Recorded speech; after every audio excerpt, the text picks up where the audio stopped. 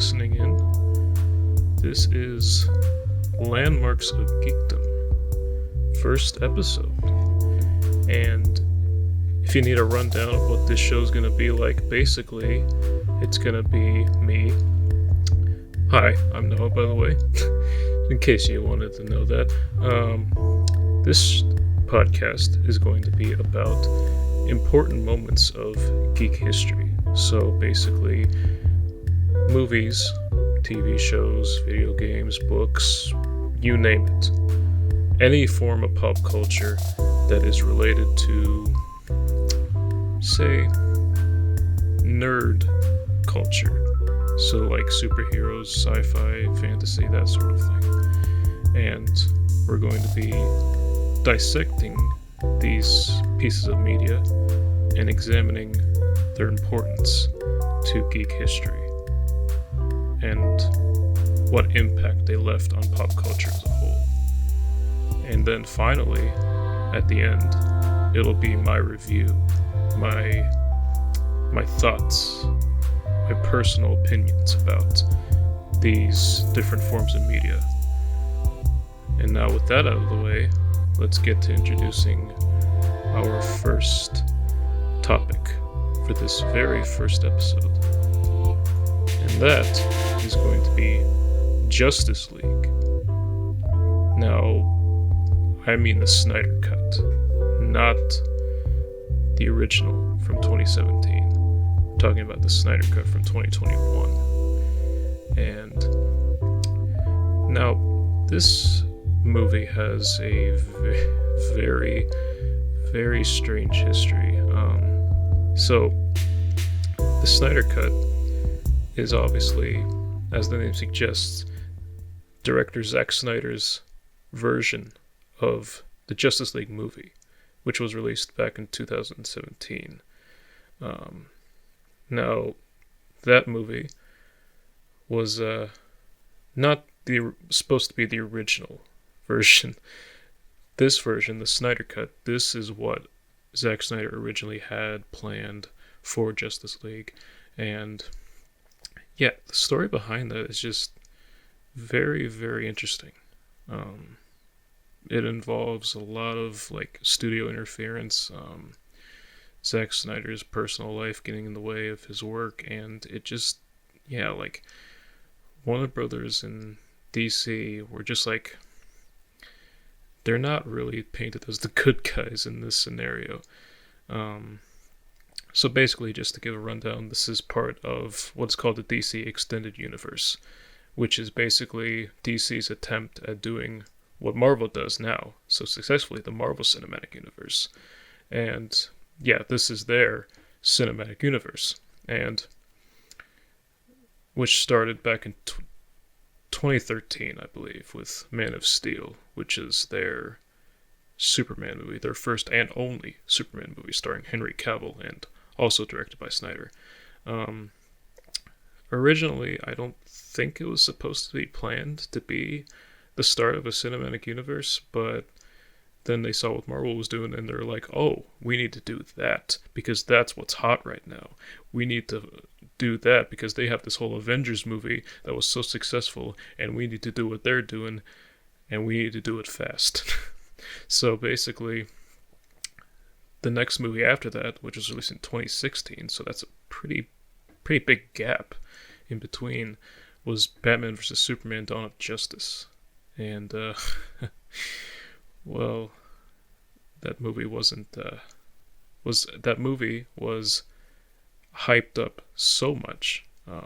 I remember it was seen as like one of the biggest like comic book movies ever, because it's like the first time that Batman and Superman have been together in a live action movie, which is kind of crazy to think about. That, you know, we got Iron Man and Guardians of the Galaxy in movies, which were seen as like C-list characters before, and we got them in movies before we got Batman and Superman, the two most iconic superheroes in the world, together in one movie. That's just crazy.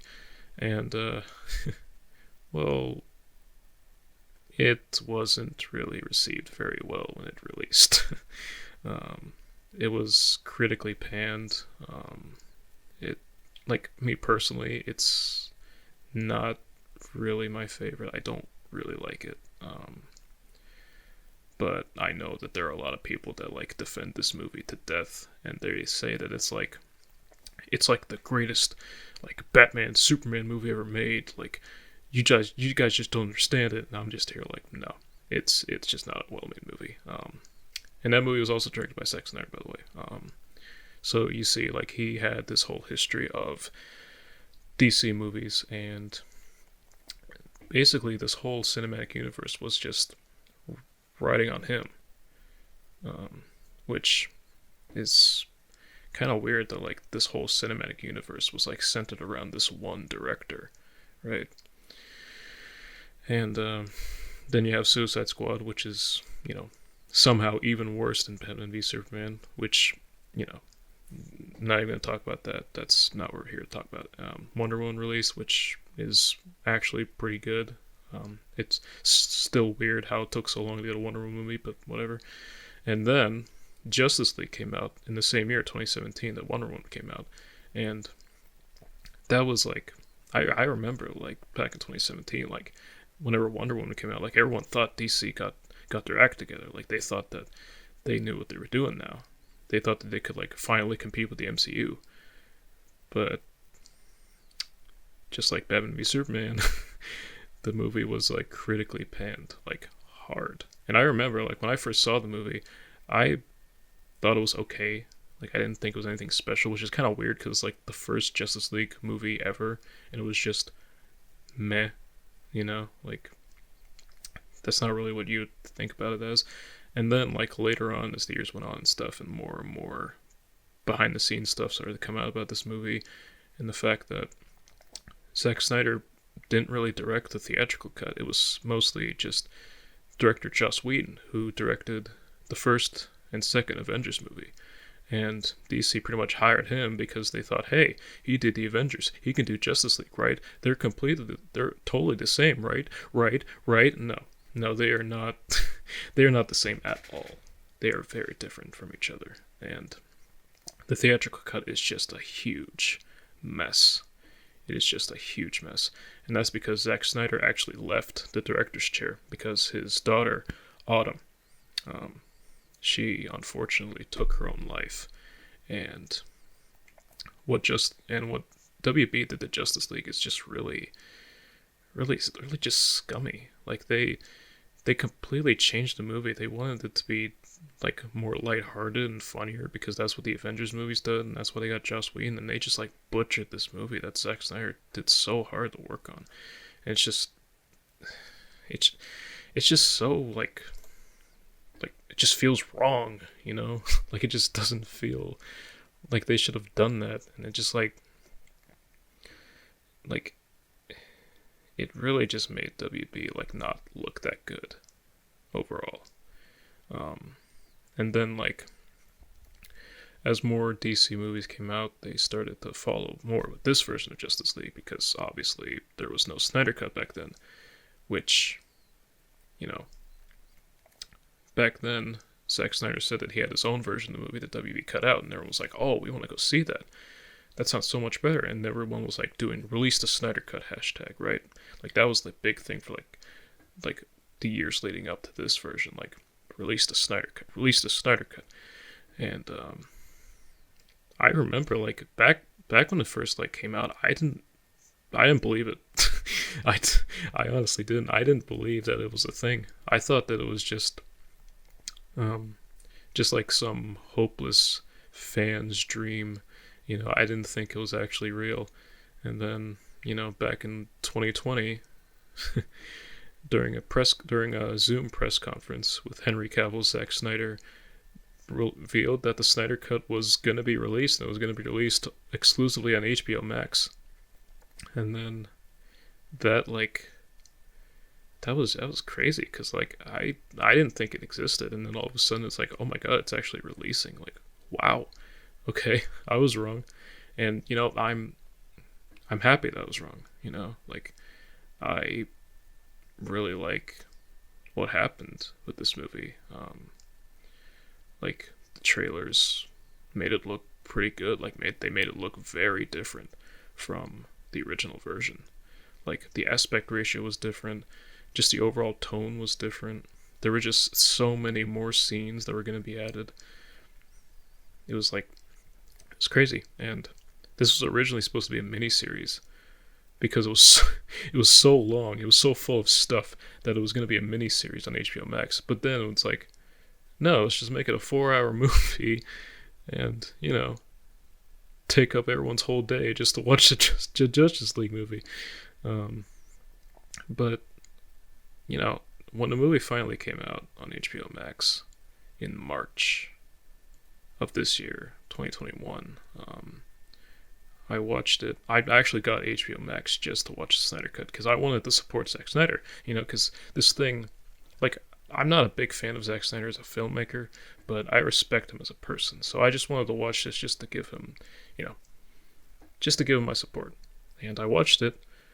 I watched the first chapter exclusively, and then I watched the second chapter like an hour later or whatever. And then I watched like the rest of the movie, which is like 3 hours, like just in one sitting that night. And I actually kind of liked it. I was so surprised how much I actually liked the Snyder Cut.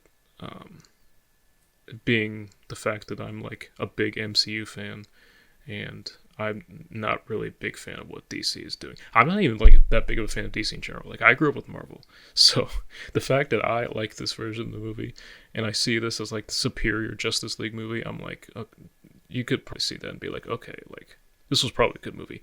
And I mean, it's not perfect. Like the movie's 4 hours, right? So like if you want to watch this movie, you have to like clear out your schedule for like the whole day, which is, and I don't feel like it had to be 4 hours long. There's some stuff in there that didn't need to be added in. Like, I saw like 10%.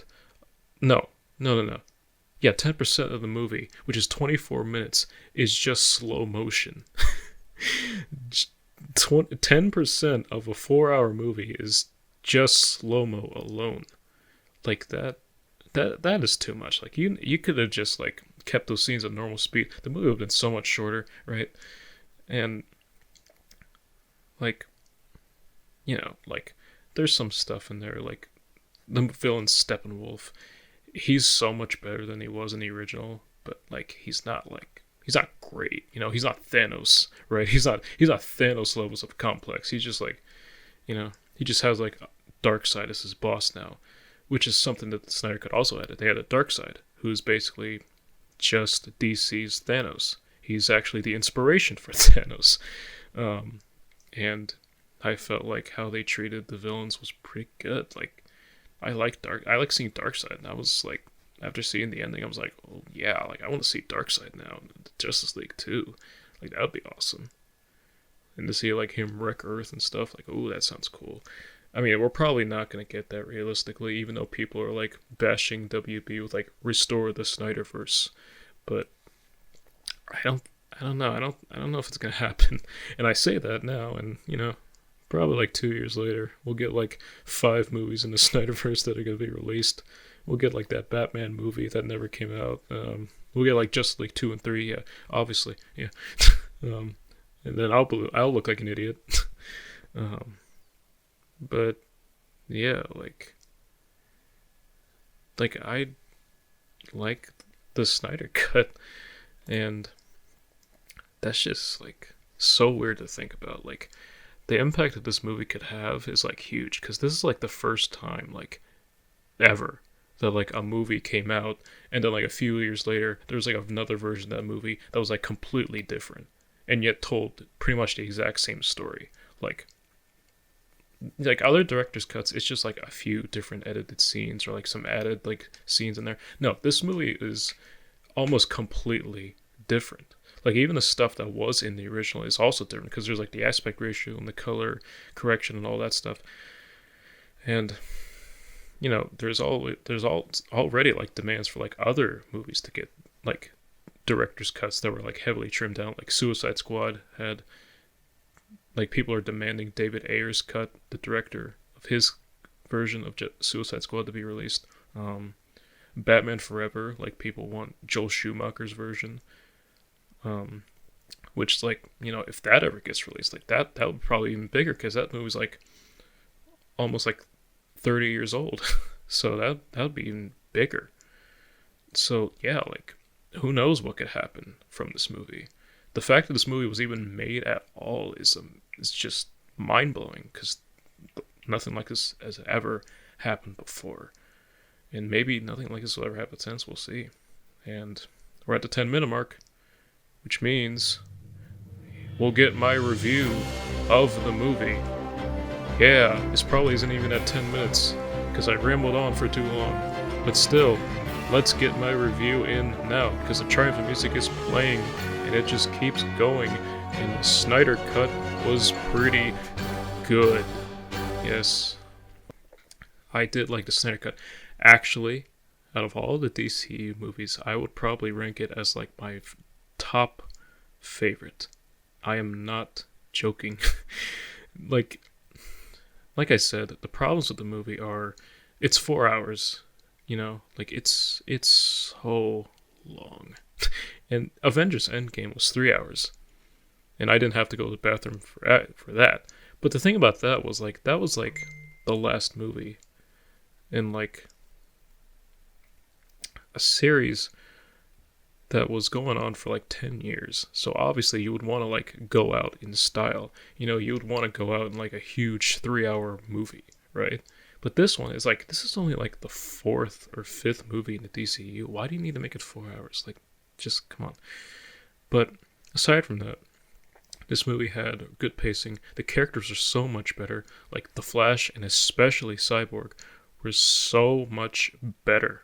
They were just so much better, because there was like so much time to actually give them backstories, because they didn't get them before. So now it's just like so much better, yeah. And just the fact that we got Zack Snyder's actual vision is just, like I said, it's just so crazy that we're actually at that point now where, a bad movie could be released and the director could blame it all on like studio tampering, and then everyone demands that studio releases the director's cut of that movie, which is like a completely different movie than what was released, and not like, say like Blade Runner, which just adds like a few new scenes here and there. Like, no, this is like a completely different movie, and just like, it's not really a landmark of geekdom yet, but it for sure will be.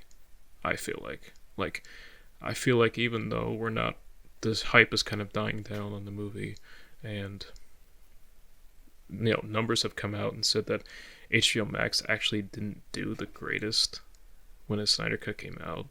I don't think that really matters, because like, if this happens again, like this sort of fan movement happens, like, what's gonna be the future of superhero movies then? Because this is like, the fact that this even got made at all, because WB had to like add like, I don't know, something like $30 million extra for just reshoots of the Snyder Cut. And like, it's just so crazy this got made. Like, as an MCU fan, I can now say that there's a Justice League movie out there that's good, but like, we'll probably never get a sequel to it, which it's unfortunate. I mean, it really is, but what can you do? What can you do? So overall, is the Snyder Cut a landmark of geekdom? Not yet, but we'll see what the future holds. And if you enjoyed this, if you want to see more from my podcast, if you want to hear more of my unnaturally deep voice, then here's a possible teaser for a possible next episode. Get over here! Just be sure to check it out. Check my promo out. See what this series entails. And if this all goes well, maybe I have a successful series on my hand. This itself could be a landmark of geekdom. Who knows? But Snyder Cut, I'd give it a pretty big yes as a landmark of geekdom, at least for the future. And I feel like it will be important. And, that's just my opinion. Let me know what you think. In comments I probably won't have. So, with that said, I'll be closing off here. My name is Noah, and you're listening to Landmarks of Geekdom.